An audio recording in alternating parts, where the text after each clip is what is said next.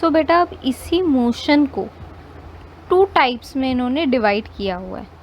एक होता है uniform motion and another is your non uniform motion. Uniform is, देखो नाम से ही आप लोग को समझ में आ रहा होगा, यूनिफॉर्म इज़ बिल्कुल सेम, जो थ्रू आउट द टाइम या थ्रू आउट द सिचुएशन बिल्कुल सेम रहता है। And non uniform is opposite of it. Now consider an object moving along a straight line. Let it travel 5 kilometre in the first second, 5 metre and 5 metre more in the next second. यानी 1 second का distance 5 metre, another 1 second का distance, another 5 meter, 5 meter in the third second and 5 meter in the fourth second. Third second में भी another 1 second, same 5 meter, another 1 second, same 5 meter. In this case, the object covers 5 meter in each second. That means in all the 4 seconds, it covers 20 meters, है ना। And in 1 second अगर मैं इसको bifurcate करूँ तो उसने 5 metres का distance travel किया। As the object covers equal distance in equal interval of time, ठीक है, it is said to be uniform motion. That is the definition of your uniform motion. As the object covers, यानी equal distance cover कर रहा है। ऐसा नहीं है 1 second में पहले उसने 5 किया तो वहीं दूसरे सेकंड में उसने 10 कर लिया और तीसरे सेकंड में उसने 7 कर लिया, ऐसा नहीं है। और equal he interval of time है। ऐसा भी नहीं है कि भाई फर्स्ट में पहले 1 सेकंड में उसने 5 मीटर ही किया, फिर बाकी के 5 सेकंड में उसने किया 1 मीटर। मतलब टाइम इंटरवल भी चेंज नहीं हो रहा, डिस्टेंस भी चेंज नहीं हो रहा, एक सीक्वेंस में चलते जा रहे हैं ये, है ना, एक पर्टिकुलर इंटरवल है इन सब के बीच में। So this motion is known as uniform motion. The time interval in this motion should be small, है ना। And every day life we come across motions where objects cover unequal distance in equal interval of time. For example, a car is moving in a crowded street, a person is jogging in a park. कभी तो उसमें एकदम से इतनी energy आ जाती है कि भाई वो क्या 1 ही मिनट में पूरा 1 राउंड लगा लेता है। फिर धीरे धीरे धीरे धीरे करके जैसे जैसे एनर्जी ड्रेन होती जाती है थोड़ा टाइम लगता रहता है। या सपोज़ करो बीच में आ गया एक डॉगी, अब उस डॉग से उसे लग गया डर, तो वो 1 मिनट तो उसने अपना ऐसे ही वेस्ट कर दिया कि भाई कोई आए इस डॉगी को हटाए तो मैं यहाँ से जाऊँ। या उसने मे बी दूसरा रास्ता कोई अपना लिया, या वहाँ पर वो स्टॉप हो गया थोड़ी देर के लिए, है ना। वहीं पर ही अगर मैं कार की बात करूँ तो कार जा रही है आपको छोड़ने, आपके पापा और आप जा रहे हैं स्कूल बेसिकली। अब घर से आप लोग निकले अपने स्कूल की तरफ, पहले आपने बिल्कुल स्ट्रेट लाइन ट्रैवल की, यहाँ पे आपको कोई क्राउड नहीं मिला, 5 मिनट का टाइम लग गया आपको और आपने 2 किलोमीटर्स का डिस्टेंस ट्रैवल किया। सपोज यहाँ से आप लोग ने लिया राइट, ठीक है। अब राइट लेने के बाद यहाँ का जो डिस्टेंस था वो 1 किलोमीटर था, बट यहाँ पे बहुत ज़्यादा क्राउड था, तो आपको क्या लग गया, पूरे 10 मिनट्स लग गए। क्या इक्वल डिस्टेंस है, इक्वल इंटरवल ऑफ टाइम है? नहीं। So this motion is a non uniform motion. See in activity 8.5 क्या कह रहे हैं, the data regarding the motion of the 2 different object A and B is given in the table 8.1, examine it carefully. देखो 8.1, here is your table। यहाँ दे रखा है आपको time, यहाँ डिस्टेंस की ए ऑब्जेक्ट ने कितना ट्रैवल किया, यहाँ डिस्टेंस की बी ऑब्जेक्ट ने कितना ट्रैवल किया। अब एट 9:30 देखो इंटरवल सारे सेम है, 15 मिनट्स का गैप है, 45, 10, 10:15, 10:30, 10:45 एंड सो ऑन। अब इसने 10, 20, 30, 40, 50, 60, 70, ठीक है, अप टू 70 इसने ट्रैवल किया और सब में 10-10 का गैप है, 10, 10, 10, 10, 10, 10 सब में सेम। जबकि बी 12 और 19 कितने का गैप, जल्दी बताओ, 7 का गैप। 19 एंड 23 4 का गैप। 25 एंड 35 हाउ मच, बताओ जल्दी, 12 का गैप। 35 to 37 2 का गैप। 4 का गैप। अब ऐसे ऐसे करके देखो क्या इक्वल, देखो टाइम का इंटरवल तो सेम है 15 15 15 एंड 15, और यहाँ पर किसका, ऑब्जेक्ट के डिस्टेंस का इंटरवल भी सेम है। सो ये दोनों मिलाकर क्या बने, यूनिफॉर्म। वहीं पर ही ऑब्जेक्ट बी एंड टाइमिंग मिलाकर क्या बने, नॉन यूनिफॉर्म। क्यों, क्योंकि इक्वल डिस्टेंस तो ट्रैवल ही नहीं किया इसने, है ना, समझ गए। चलो, तो ये था हमारा basically uniform and non uniform के बीच का डिफरेंस।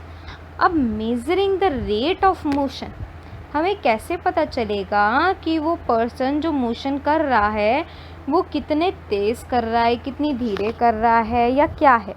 अब ये कैसे है, देखो ये टेलीविज़न में आप लोग को बता रखा है कि इसकी जो बॉलिंग स्पीड है ना किलोमीटर पर आवर की, वो है 140, 143, 135 एंड सो ऑन, ऐसे ऐसे करके है इसकी।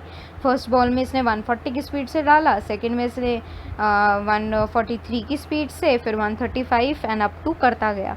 तो ये कहाँ से आई ये फिगर कि 130 किलोमीटर पर आवर है। सोचो ज़रा कैसे आई होगी। या यहाँ पर ये जो लिखा होता है बोर्ड्स पर आपके, ट्रैफिक बोर्ड पे, कि भाई स्पीड लिमिट आपको कितनी रखनी है कार्स की, 50 रखनी है, और आपकी ये जो ट्रक है इसकी स्पीड लिमिट कितनी रखनी है आपको, 40 ही रखनी है। तो ये इनको कैसे पता चलता है बेटा, सोचो ज़रा इस चीज़ को। या ये जो आगे आप लोग देखेंगे in figure 8.2, if the bowling speed is 143 kilometre per our, what does it mean, इसका मतलब क्या है कि 1 घंटे में वो 143 किलोमीटर फेंक रहा है। सोचो ज़रा, नहीं। what do you understand by the signal board, कि भाई इतने किलोमीटर की स्पीड आपको रखनी है। now different object may take different amount of time to cover the given distance। मैं कहती हूँ ये जो रोड है, या सपोज इस रोड से मुझे ट्रैवल करना है, यहाँ पे मेरा घर है होम, और मम्मी ने मुझे मार्केट भेजा है, ये मार्केट है। अब यहाँ पे मेरी बहन को चलानी आती है स्कूटी, तो मेरी बहन एस स्कूटी से गई, और मुझे आती है साइकिल, तो मैं सी साइकिल से गई। अब मैं ज़्यादा जल्दी पहुँचूँगी या स्कूटी ज़्यादा जल्दी पहुँचेगी, ऑब्वियसली स्कूटी, कार जिनमें मोटर्स हैं वो ज़्यादा जल्दी ट्रैवल करेंगी, है ना। तो सेम डिस्टेंस है हम दोनों का, बट मेरी सिस्टर ज़्यादा जल्दी पहुंच गई और ज़्यादा जल्दी घर वापस आ गई सामान लेकर। So who came first, my sister. So वही सेम ऑब्जेक्ट, वही सेम डिस्टेंस ट्रैवल करने में डिफरेंट ऑब्जेक्ट्स को डिफरेंट टाइम लग जाता है। Some of them move fast और सम जो हैं वो स्लो मूव करते हैं। So rate at which object move can be different, अलग अलग हो सकता है। Also different objects can move at the same rate, कि अगर मैं कहती हूँ हम दोनों की साइकिल और स्कूटी की जो स्पीड है वो सेम है, यानी 50 किलोमीटर पर आवर्स की रफ्तार से ही चल रहे हैं हम। Also different object can one of the ways of the measuring the rate of motion of an object is to find out the distance traveled by an object in per unit time। यानी हम कैसे पता लगा सकते हैं कि वो object कितनी तेज़ मूव कर रहा है, यानी रेट ऑफ मोशन इसकी कितनी तेज़ मूव कर रहा है, फास्ट है, स्लो है, मॉडरेट है, या क्या है। तो उसके लिए हमें क्या फाइंड आउट करना होगा, उसका डिस्टेंस और उसका टाइम, कि वो कितना डिस्टेंस ट्रैवल किया उसने कितने टाइम में, ठीक है। This quantity is referred as a speed. So the SI unit of speed is metre पर सेकेंड, जिसको आप ऐसे रिप्रेजेंट करते हो, देखो ऐसे। The other unit of speed include centimetre per second and kilometre per hour. ये किलोमीटर पर आवर जो है ये हमारी सबसे बड़ी होती है, ये डिस्टेंस ट्रैवल करने के काफ़ी ज़्यादा काम आती है, ठीक है। और SI unit which is a standard unit जिसमें सबको मेज़र किया जाता है, वो तो हमारी मीटर पर सेकेंड है। दैट मीन्स बेसिकली स्पीड होता है आपका रेट ऑफ मोशन, और उसके लिए हमें क्या रिक्वायर होता है, your distance and your time. To specify the speed of an object, we require only its magnitude. The speed of an object needs not to be constant. ठीक है, in most cases the object will be non-uniform motion. Therefore, we describe the rate of motion of such object in terms of average speed. देखो table में आपने देखा था ये, अब इसमें ये जो नॉन यूनिफॉर्म मोशन था, अगर मुझे इसकी स्पीड निकालनी हो और अगर मुझे इसकी स्पीड निकालनी हो यूनिफॉर्म मोशन की, तो इस केस में तो मैं नॉर्मल स्पीड निकाल लूँगी, बट इस केस में मुझे एवरेज निकालना पड़ता है उसका। एवरेज क्यों? क्योंकि देखो इसके अंदर भी 15 मिनट्स में वो 10 किलोमीटर डिस्टेंस ट्रैवल कर रहा है, इसके अंदर भी सेम, इसके अंदर भी सेम, इसके अंदर भी सेम, इसके अंदर भी सेम, इसके अंदर भी सेम और इसके अंदर भी सेम। तो अगर मैं एक का निकालूंगी तो मेरे पास सबका आ जाएगा। क्यों? क्योंकि सेम डिस्टेंस और सेम टाइम ही तो है ना। तो अगर मैं कहती हूँ 10/15, that is 2/3 which is 0.6। सो इतना किलोमीटर पर टाइम जो है ये ट्रैवल करेगा। But what about this non uniform? चलो देखते हैं। इसमें मैं एवरेज स्पीड कैसे निकालूंगी और नॉर्मल स्पीड कैसे निकलती है वो भी चेक कर लेते हैं। देखो, that is a formula of average speed, total distance travelled upon में total time taken. In an object, traveled distance is s. S is your symbol of distance, and t is your symbol of time, and speed is, and v is your symbol of speed. So we have the formula called v, which is equals to s upon t. That means speed, which is distance upon में time. Now let us understand this by an example. A car travels a distance of 100 kilometers in 2 hours. Yani they have given you the distance. How much? Yes, your distance is 100 kilometer, d, or you can write it as s, and the time is t is 2 hours. अब इनकी average speed इन्होंने निकाली है। चलो इसको निकालने की कोशिश करते हैं। Your s is 100 kilometers and your t is 2 hours. Now we have to find out the v. As we know, v is equals to s upon t. What is your s? 100. And what is your t? 2. So dividing it, we get 50 kilometer per hour. That is your speed, your s, your v. ठीक है, बस बहुत simple सा है। Total distance upon में total time, you will get your speed. ठीक है, the car might not have travelled at 50 kilometre per hour all the time. Sometimes it might travel faster और sometimes slower than this. But हमने तो क्या निकाली है कि एवरेज स्पीड निकाली है, कि हमारे हिसाब से वो कार जो है उसकी जो एवरेज स्पीड होगी वो 50 किलोमीटर्स ही होगी। यानी इससे हल्की सी ऊपर नीचे हो सकती है, बट बहुत ज़्यादा मेजर डिफरेंस नहीं आ सकता है उसके अंदर। ठीक है, तो इसको एक एग्जाम्पल से समझने की कोशिश करते हैं बेटा।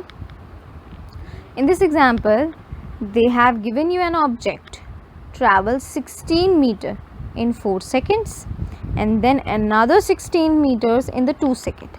Now what is the average speed of an object? अब यहाँ पर 4 सेकेंड में उसने 16 मीटर डिस्टेंस ट्रैवल किया और 2 सेकेंड्स में उसने another 16 मीटर डिफरेंस ट्रैवल किया। As we know that v यानी स्पीड का जो फॉर्मूला होता है that is your s upon t, total distance upon में total time. Now what is your total distance? 16 meters plus 16 meters, which is how much? 32 meters. And what is your total time? So t, which is equals to 2 seconds plus your 4 seconds, which is equals to 6 seconds. Now formula में values put करो। s is your 32, wait,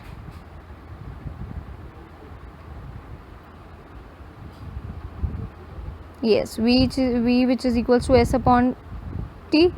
So s is your 32 and time is your 6. So after dividing this, what you will get? बताओ जल्दी।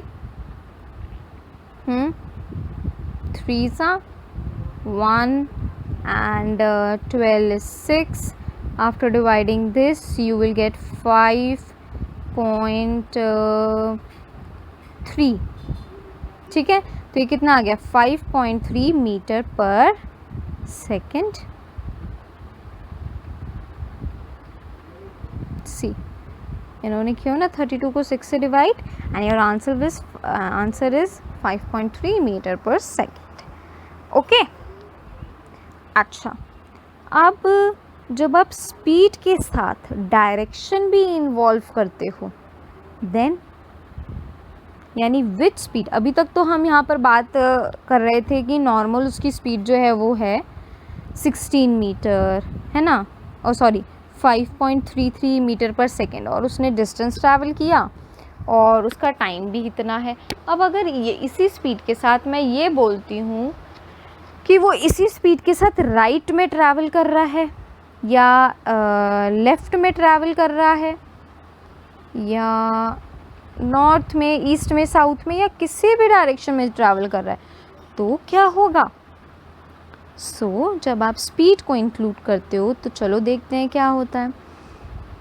The rate of motion of an object can be more comprehensive if we specify its direction along with its speed. That means अगर speed के साथ I will add the direction of a motion जिसमें वो move कर रहा है, so इसको मैं बोलती हूँ velocity.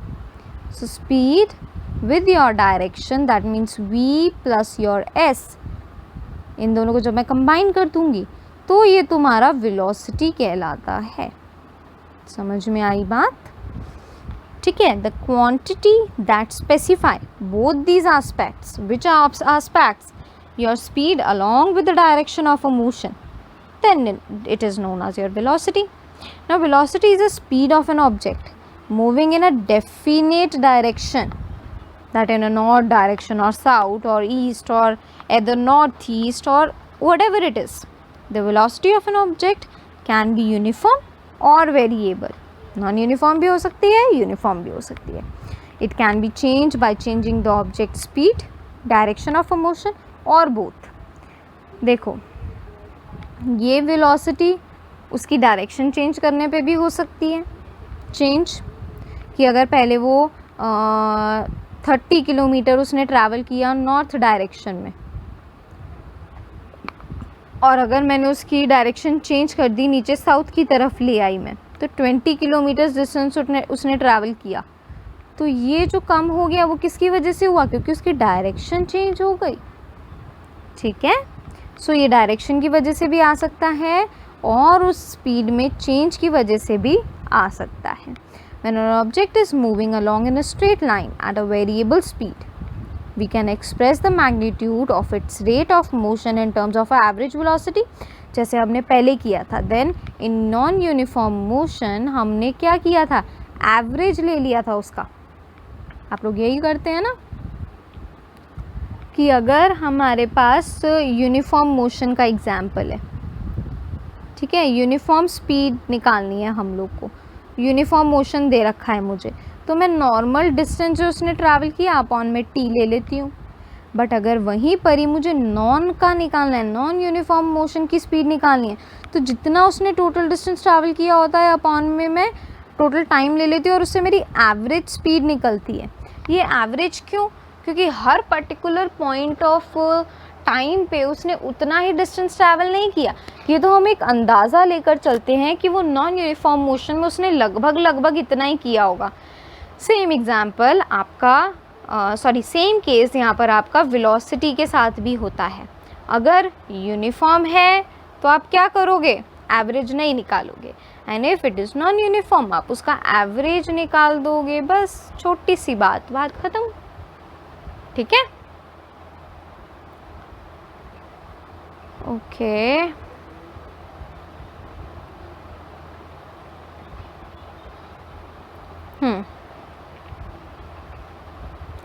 Now it is calculated in the same way as we calculate the average speed. जैसे हम calculate करते हैं same ही है. In case of velocity on of an object is changing at a uniform motion, the average velocity is given by the arithmetic mean of the initial plus the final of the given period. See, जितना उसकी initial velocity है starting point पे, जितनी उसकी final point पे velocity है upon में 2. Initial velocity का जो सिंबल होता है वो u होता है, फाइनल वेलोसिटी का जो सिंबल होता है वो v होता है. That means average velocity at uniform rate, कि वो यूनिफॉर्मली ट्रैवल कर रहा है ऑब्जेक्ट, सपोज अ कार, तो उसका जो वेलोसिटी होगी वो कितनी होगी, u प्लस v अपॉन 2. ठीक है,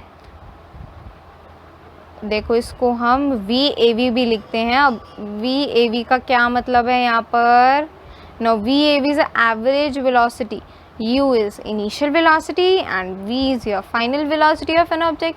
और इसकी जो यूनिट होती है वो सेम होती है स्पीड की तरह, मीटर पर सेकेंड.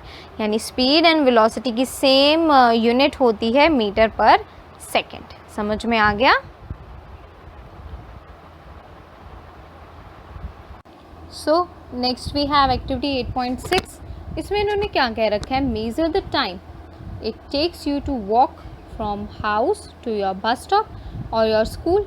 अगर आपकी एवरेज वॉकिंग स्पीड जो है वो 4 किलोमीटर पर आवर है, तो आप डिस्टेंस एस्टिमेट कीजिए बस स्टॉप से स्कूल का या फिर आपके घर का. अब आप लोग ये मुझे करके एज होमवर्क सबमिट करेंगे. Okay, now moving towards activity 8.7. ये क्या कह रहा है, at the time when it is cloudy there may be frequent thunder and lightning. बिजली कड़कती है. Now the sound of thunder takes some times to reach you after you see the lightning. अच्छा, अब ज़रा इस चीज़ पे ध्यान से गौर करना कि लाइटनिंग पहले आ जाती है ना.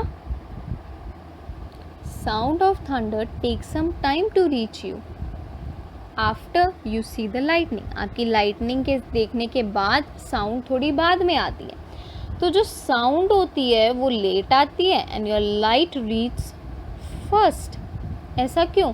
क्योंकि लाइट की जो स्पीड होती है वो ज़्यादा होती है, तो जल्दी आ जाती है. साउंड की स्पीड लाइट के कंपैरिजन में थोड़ी कम होती है, तो वो उसके बाद आती है. समझ में आ गया? ओके, चलो अब देखो ये आपको कुछ न्यूमेरिकल्स दे रखे हैं. चलो एक बार इनको पढ़ते हैं. Now the odometer of a car reads 2000 kilometres at the start of a trip and 2400 kilometres at the end of the trip.